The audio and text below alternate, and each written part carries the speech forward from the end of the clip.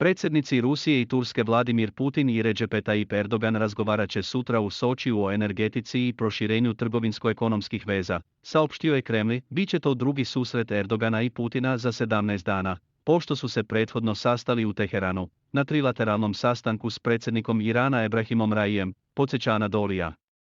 Zahvaljujući diplomatskim naporima za deblokadu izvoza žita iz Ukrajine, prvi brod sa žitaricama koji je napustio ukrajinsku luku i nakon kontrole u Istanbulu u sredu.